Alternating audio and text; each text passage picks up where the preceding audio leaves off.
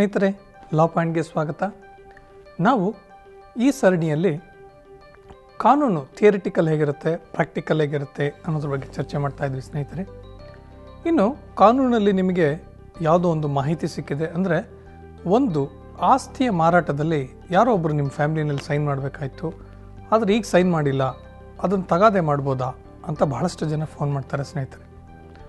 ನಾನು ಏನು ಹೇಳೋಕ್ಕೆ ಇಷ್ಟಪಡ್ತೀನಿ ವಿಚಾರದಲ್ಲಿ ಅಂದರೆ, ಮೊದಲನೇದಾಗಿ ನೀವು ಪ್ರಾಬ್ಲಮ್ನಲ್ಲಿ ಒಳಗಾಗಬಾರ್ದು ಅನ್ನೋ ಉದ್ದೇಶಕ್ಕೆ ನಾವು ಈ ಒಂದು ಸಲಹೆಗಳನ್ನು ನೀಡ್ತಾ ಇರೋದಾಗಲಿ, ಇನ್ನೊಬ್ಬರಿಗೆ ಪ್ರಾಬ್ಲಮ್ ಮಾಡಬೇಕು ಅಥವಾ ನೀವು ಇನ್ನೊಂದು ಪ್ರಾಬ್ಲಮಲ್ಲಿ ಹೊಸದಾಗಿರೋ ಪ್ರಾಬ್ಲಮಲ್ಲಿ ಸಿಕ್ಕಾಕೋಬೇಕು ಅಂತ ಇರಬಾರ್ದು. ಆದರೂ ಕೂಡ ಬಹಳಷ್ಟು ಜನ ಈ ಪ್ರಶ್ನೆ ಕೇಳಿರೋದಕ್ಕೋಸ್ಕರ ಅದಕ್ಕೆ ಉತ್ತರವಾಗಿ ನಾನು ಏನು ಹೇಳೋಕ್ಕೆ ಇಷ್ಟಪಡ್ತೀನಿ ಅಂದರೆ, ನೀವು ಯಾವುದೇ ಒಂದು ವ್ಯಾಜ್ಯವನ್ನು ಮಾಡಬೇಕು, ಲಿಟಿಗೇಷನ್ ಮಾಡ್ಕೋಬೇಕು ಅಂತಂದಾಗ ಕೋರ್ಟಲ್ಲಿ ಒಂದು ಲಿಮಿಟೇಷನ್ ಆ್ಯಕ್ಟ್ ಅಂತ ಇದೆ. ಅಂದರೆ ಆ ಕಾನೂನಿನ ಅಡಿಯಲ್ಲಿ ನೀವು ಕೋರ್ಟ್ ಮುಂದೆ ಯಾವುದೇ ಒಂದು ವ್ಯಾಜ್ಯವನ್ನು ತೆಗೆದುಕೊಂಡು ಹೋಗಬೇಕು ಅಂದಾಗ ಅದಕ್ಕೆ ಇಂತಿಷ್ಟೇ ಸಮಯ ಅಂತ ಇದೆ. ಅಷ್ಟು ಸಮಯದಲ್ಲಿ ನೀವೇನಾದರೂ ಹೋಗಲಿಲ್ಲ ಅಂತಂದರೆ ಮತ್ತೆ ನೀವು ಅದನ್ನು ಲಿಟಿಗೇಷನ್ ಮಾಡೋದಕ್ಕೆ ಸಾಧ್ಯ ಇಲ್ಲ. ಯಾಕೆ ಅಂತಂದರೆ, ಆ ಥರ ನಿಮಗೆ ಕೋರ್ಟ್ ಮಿತಿ ಹೇರಲಿಲ್ಲ ಅಂತಂದರೆ ಯಾವಾಗ ಬೇಕಾದರೂ ಎಲ್ಲರೂ ಕೋರ್ಟ್ಗೆ ಹೋಗ್ತಾ ಇದ್ದರೆ ಅದು ನೆವರ್ ಎಂಡಿಂಗ್ ಪ್ರಾಸೆಸ್ ಆಗಿಬಿಡುತ್ತೆ. ಕೋರ್ಟುಗಳಿಗೆ ಅತಿ ಹೆಚ್ಚಿನ ಕೇಸುಗಳು ಬರ್ತದೆ. ಪ್ರತಿಯೊಂದು ಎವ್ರಿ ಟ್ರಾನ್ಸಾಕ್ಷನ್ನು ಲಿಟಿಗೇಷನ್ ಆಗಿ ಪರಿವರ್ತನೆ ಆಗುತ್ತೆ ಸ್ನೇಹಿತರೆ. ಹಾಗಾಗಿ ಈ ಲಿಮಿಟೇಷನ್ ಆ್ಯಕ್ಟ್ ಅನ್ನೋದೊಂದು ಬರುತ್ತೆ. ಈಗ ನಾನು ಯಾರಿಗೂ ಅದು ಲಿಮಿಟೇಷನ್ ಆ್ಯಕ್ಟ್ ಇದೆ, ಹಾಗಾಗಿ ನೀವು ಅದನ್ನು ಮಾಡೋಕ್ಕೆ ಬರೋದಿಲ್ಲ ಅಂತ ನಾನು ಹೇಳಿದೆ. ಅವ್ರು ಹೇಳಿದ್ರು, ಇಲ್ಲ ಸರ್, ಈಗ ನಾವು ಯಾರೋ ಒಬ್ಬರು ವಕೀಲರು ಕೊಟ್ಟಿದ್ದೀವಿ, ಅವ್ರು ಆಯಿತು ನಡೆಸೋಣ ಅಂತ ಹೇಳಿದ್ದಾರೆ, ಏನು ಮಾಡೋದು, ಅವ್ರಿಗೆ ಗೊತ್ತಿಲ್ಲ ಲಿಮಿಟೇಷನ್ ಆ್ಯಕ್ಟು ಅಂತ ಕೇಳಿದ್ರು. ಅದಕ್ಕೆ ನಾನು ಹೇಳಕ್ಕೆ ಇಷ್ಟಪಡ್ತೀನಿ ಅಂದರೆ, ನಾನು ಹೇಳಿದಾಗೆ ಪ್ರತಿಯೊಂದು ಕೇಸು ಬಹಳ ಇಂಡಿವಿಜುವಲಿಸ್ಟಿಕ್ ಆಗಿರುತ್ತೆ, ವೈಶಿಷ್ಟ್ಯ ಇರುತ್ತೆ.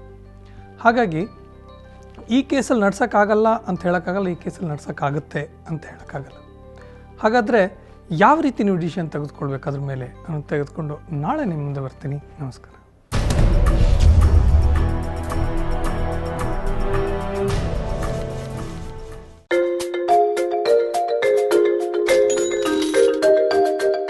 ಸ್ನೇಹಿತರೆ ನಮಸ್ಕಾರ. ನೀವು ನೋಡ್ತಾ ಇದ್ದೀರಾ ಮನಿ ಪ್ಲಾಂಟ್. ನಾನು ರವೀಂದ್ರ ಜೋಶಿ. ಹಣ ಎಂದು ಅವಮಾನವನ್ನು ಸಹಿಸೋದಿಲ್ಲ. ಇನ್ಸಲ್ಟ್ ಮಾಡಿದರೆ ಹಣ ನಿಮ್ಮ ಬಳಿ ಬರೋಲ್ಲ. ಏನು ಇನ್ಸಲ್ಟ್ ಅಂದರೆ ಏನು? ನಾವು ನಮ್ಮ ಅಕ್ಕಪಕ್ಕದಲ್ಲಿ ಇದ್ದವ್ರನ್ನ ಮಾತಾಡ್ಸೋದನ್ನ ಕೇಳ್ಕೊತೀವಿ. ನಾವು ಏನಂದರೆ, ಮನೆ ಟೇಬಲ್ ಮೇಲೆ ದುಡ್ಡು ಇಟ್ಟಿದ್ದೀರಿ, ಬರುವಾಗ ದುಡ್ಡೇ ಇಲ್ಲ, ಮೋಸ್ಟ್ಲಿ ನಮ್ಮ ಕೆಲಸಗಳು ಎತ್ತಿರ್ಬೇಕು ಅದನ್ನ ಅಂತೀವಿ.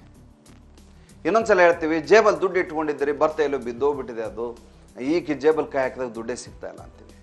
ಇನ್ಯಾವಾಗಲೂ ವಿಸಿಟಿಂಗ್ ಕಾರ್ಡ್ ಕೊಡೋಕ್ಕೆ ಜೇಬಿಗೆ ಕೈ ಹಾಕ್ತಿರ್ತಾರೆ, ಅದ್ರ ಜೊತೆ 4 ಕಾಯಿನ್ ಕೆಳಗಡೆ ಬೀಳ್ತವೆ.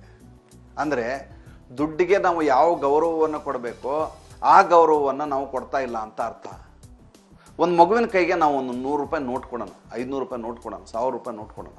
ಆ ಮಗು ಆ ನೋಟನ್ನು ನೋಡುತ್ತೆ, ಬಣ್ಣ ಬಣ್ಣದ ನೋಟು, ಅದ್ರ ಮೇಲಿರೋ ಗೊಂಬೆಯನ್ನು ನೋಡುತ್ತೆ, ಗಾಂಧಿ ತಾತನ ನೋಡುತ್ತೆ, ನೋಡಿದ ತಕ್ಷಣ ಮುದ್ದೆ ಮಾಡುತ್ತೆ, ಅದನ್ನು ಪರ ಸೌಂಡ್ ಮಾಡುತ್ತೆ, ಆಮೇಲೆ ಹರಿದು ಹಾಕುತ್ತೆ. ಅದಕ್ಕೆ ಆ ಸೌಂಡ್ ಭಾಳ ಮುದ ಕೊಡುತ್ತೆ. ಏನೋ ವ್ಯತ್ಯಾಸ ಇದರಲ್ಲಿ ಬೇರೆ ಪೇಪರ್ಗಳಿಗಿಂತ ಭಿನ್ನವಾಗಿದೆ ಅಂತ ನೋಡುತ್ತೆ, ಕಲರ್ ಬೇರೆ ಇದೆ ಅಂತ ನೋಡುತ್ತೆ.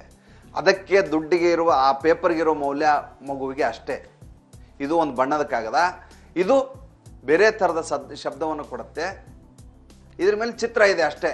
ಆದರೆ ನಾವು ಮಗು ಅಲ್ಲ, ಮಗು ಮಾಡಿದ ತಪ್ಪಲ್ಲ. ಯಾಕೆಂದ್ರೆ ಅದು ಮುಗ್ಧವಾಗಿದೆ, ಅದಕ್ಕೆ ದುಡ್ಡಿನ ಬೆಲೆ ಗೊತ್ತಿಲ್ಲ. ಆದರೆ ನಾವು ಮನುಷ್ಯರು, ನಮಗೆ ದುಡ್ಡಿನ ಬೆಲೆ ಗೊತ್ತಿರೋರು, ನಾವು ಅದನ್ನು ಯಾವ ಜಾಗದಲ್ಲಿ ಸುರಕ್ಷಿತವಾಗಿಡಬೇಕು ಆ ಜಾಗದಲ್ಲಿ ಇಡಲಾರ್ದೆ ಎಲ್ಲಿ ಬೇಕಲ್ಲಿಟ್ಟು ನಮ್ಮ ಮನೆ ಕೆಲಸದವ್ರ ಮೇಲೆ ನಾವು ಆರೋಪ ಹೊರಿಸ್ತೀವಿ, ಜೇಬಿನಿಂದ ದುಡ್ಡನ್ನು ಕೆಡಕೋತೀವಿ, ಯಾವುದನ್ನು ಗಮನಿಸಲಾರದೆ ದುಡ್ಡು ನಮ್ಮ ಹತ್ರ ಬರೋದಿಲ್ಲ ಅಂತ ನಾವೇ ಭಾವಿಸ್ತೀವಿ. ಜೀವನದಲ್ಲಿ ದುಡ್ಡಿಗೆ ಕೊಡಬೇಕಾದ ಸ್ಥಾನವನ್ನು ನಾವು ಕೊಡಲೇಬೇಕು. ಅದಕ್ಕೆ ಅದರದೇ ಆದ ಸ್ಥಾನ ಇದೆ. ಅಡುಗೆ ಮನೆಯಲ್ಲಿ ಅಡುಗೆ ಮಾಡ್ತೀವಿ, ಶೌಚಾಲಯದಲ್ಲಿ ಶೌಚವನ್ನು ಮಾಡ್ತೀವಿ, ದೇವಸ್ಥಾನದಲ್ಲಿ ಪೂಜೆ ಮಾಡ್ತೀವಿ. ಹಾಗೆ ದುಡ್ಡಿಗೆ ತನ್ನದೇ ಆದ ಸ್ಥಾನವನ್ನು ನಾವು ಕೊಡದೇ ಹೋದರೆ ದುಡ್ಡು ನಮ್ಮ ಬಳಿ ಸುಳಿಯೋದಿಲ್ಲ. ಈ ಮಾತನ್ನು ಹೇಳ್ತಾ ಇವತ್ತಿನ ಸಂಚಿಕೆಯನ್ನು ಮುಗಿಸ್ತೇನೆ. ನಾಳೆ ಹೊಸ ವಿಚಾರದೊಂದಿಗೆ ಬರ್ತೇನೆ. ಅಲ್ಲಿವರೆಗೂ ಸ್ನೇಹಿತರೆ ನಮಸ್ಕಾರ.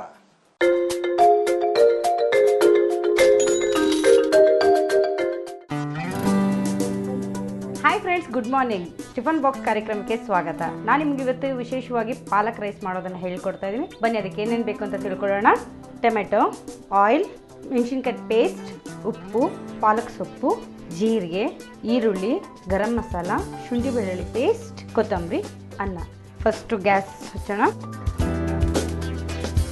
ಇದು ಕಾಯ್ತಾ ಇದ್ದಂಗೆ ಎಣ್ಣೆ, 1 ಸ್ಪೂನ್ ಆಯಿಲ್, ಇದು ಕಾಯ್ತಾ ಇದ್ದಂಗೆ 1/4 ಸ್ಪೂನ್ ಜೀರಿಗೆ, ಈರುಳ್ಳಿ ಸ್ವಲ್ಪ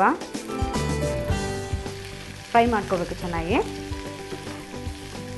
ಇದು ಫ್ರೈ ಆಗ್ತಿದ್ದಂಗೆ ಟೊಮೆಟೊ ಸ್ವಲ್ಪ, ಹಾಗೆಯೇ ಹಸಿಮೆಣಸಿನ್ಕಾಯಿ ಪೇಸ್ಟ್ ಸ್ವಲ್ಪ, ಖಾರ ನೋಡಿಕೊಂಡು ಯೂಸ್ ಮಾಡಿ. ಶುಂಠಿ ಬೆಳ್ಳುಳ್ಳಿ ಪೇಸ್ಟ್ 1/2 ಟೇಬಲ್ ಸ್ಪೂನ್. ಶುಂಠಿ ಬೆಳ್ಳುಳ್ಳಿ ಪೇಸ್ಟು ವಾಸನೆ ಹೋಗೋವರೆಗೂ ಫ್ರೈ ಮಾಡಿ. ಇವಾಗ ಪಾಲಕ್ ಸೊಪ್ಪು 1 ಕಪ್ ತೊಗೊಂಡಿದ್ದೀನಿ ನಾನಿಲ್ಲಿ, ಹಾಗೆ ಸ್ವಲ್ಪ ಅರಿಶಿನ. ಪಾಲಕ್ ಸೊಪ್ಪು ಬೇಗ ಬೆಂದೋಗುತ್ತೆ.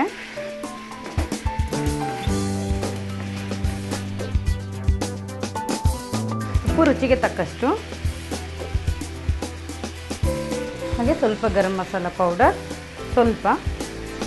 ಇವಾಗ ಚೆನ್ನಾಗಿ ಮಿಕ್ಸ್ ಮಾಡ್ಕೊಳ್ಳೋಣ. ಪಾಲಕ್ ಸೊಪ್ಪನ್ನ ಪೇಸ್ಟ್ ಮಾಡಿಕೊಂಡು ಯೂಸ್ ಮಾಡಿದ್ರೆ ಬೇಗ ಇದಾಗುತ್ತೆ, ಬಾಯಿಗೆ ಸಿಗಲ್ಲ. ಬಟ್ ಕಟ್ ಮಾಡಿ ಹಾಕೋದ್ರಿಂದ ಅದ್ರದ್ದು ಅಂಶ ಇನ್ನೂ ಜಾಸ್ತಿ ಇರುತ್ತೆ, ವಿಟಮಿನ್ಸ್ ಎಲ್ಲ. ಇವಾಗ ಇದಕ್ಕೆ ರೈಸ್ ಮಿಕ್ಸ್ ಮಾಡ್ಕೊಳ್ಳೋಣ.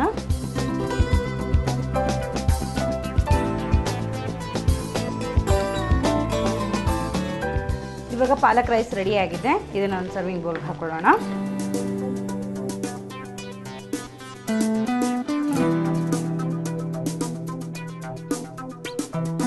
ನೋಡಿದ್ರಲ್ಲ ವೀಕ್ಷಕರೇ, ಪಾಲಕ್ ಸೊಪ್ಪಿನ ರೈಸ್ ಮಾಡೋದು ಹೇಗೆ ಅಂತ. ನೀವು ಮನೇಲಿ ಟ್ರೈ ಮಾಡ್ತೀರಾ ಅಂದ್ಕೊತೀನಿ. ಮತ್ತೆ ನಾಳೆ ನಿಮಗೆ ಇನ್ನೊಂದು ಡಿಶ್ನೊಂದಿಗೆ ಭೇಟಿ ಆಗ್ತೀನಿ. ಅಲ್ಲಿವರೆಗೂ ನಮಸ್ಕಾರ.